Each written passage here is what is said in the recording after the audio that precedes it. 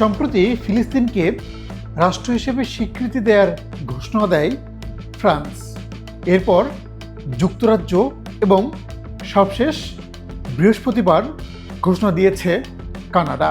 দেশ তিনটি বলেছে যদি ইসরায়েল তাদের শর্ত না মেনে নেয় তাহলে আগামী সেপ্টেম্বরে জাতিসংঘের যে অধিবেশন হবে সেই অধিবেশনে আনুষ্ঠানিকভাবে তারা ফিলিস্তিনকে স্বীকৃতি দেবে। আপনারা জানেন যে জাতিসংঘের সদস্যভুক্ত দেশ 193টি। সেই 193 দেশের মধ্যে এরই মধ্যে 140-এর বেশি দেশ কিন্তু ফিলিস্তিনকে রাষ্ট্র হিসেবে স্বীকৃতি দিয়েছে। এখন যারা পরাক্রমশালী বা শক্তিশালী যে দেশগুলো, যারা এতদিন ফিলিস্তিনকে স্বীকৃতি দেয়নি, তারা কিন্তু নতুন করে তাদের সিদ্ধান্ত পরিবর্তন করতে যাচ্ছে।